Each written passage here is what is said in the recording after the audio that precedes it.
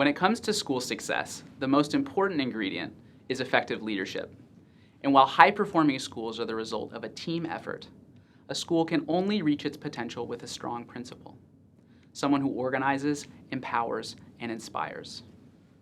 While the traditional conception of a principal is one of middle manager, the principal's role is increasingly complex. Aside from basic administrative duties, including hiring teachers and staff, managing budgets and facilities, and communicating with parents and other stakeholders, he or she is expected to be an instructional leader, the person who is responsible for managing the curriculum and instruction that occurs within the school. In this way, the principal's role has evolved beyond manager to include evaluator, coach, and cheerleader. These expanded responsibilities, combined with increasing accountability pressure at the local, state, and national level, makes the principal's job simultaneously more critical and more challenging, particularly as we navigate sweeping social movement, economic turmoil, and public health emergencies. The principal's office has never been more important. Yet at this time where effective leadership is so desperately needed, our education system faces the immense challenge of ensuring that all schools, and particularly those serving large numbers of historically marginalized students, are led by high-quality principals. Consider the more than 9,000 principals that currently lead a public K-12 school in Texas. In a typical year, 1 in 5 will no longer be the principal in that same school next year. In 5 years, half of these principals will have left school leadership entirely. What's worse, these rates of turnover and attrition are substantially greater in our lowest performing schools. In short, the schools where we need leadership stability the most are precisely those that are the least likely to have it.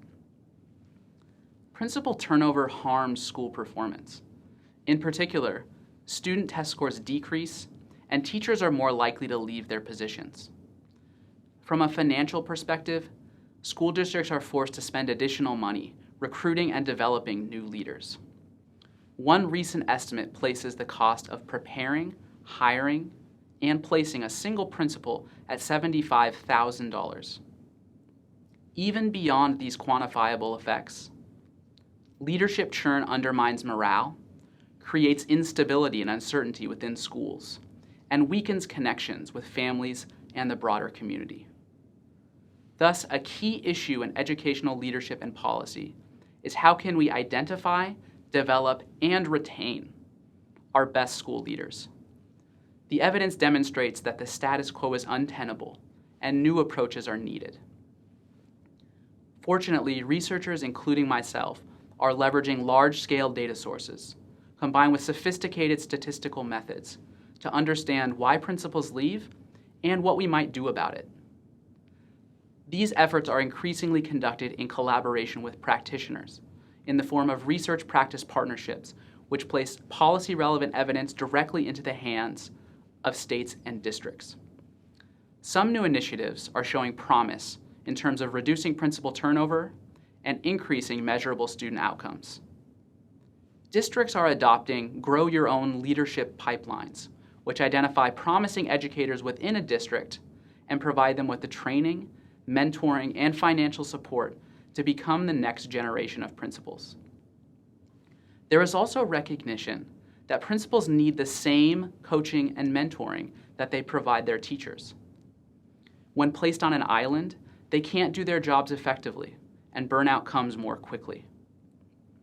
Some districts are turning to the principal supervisor role as an important connection between school leadership and the district central office.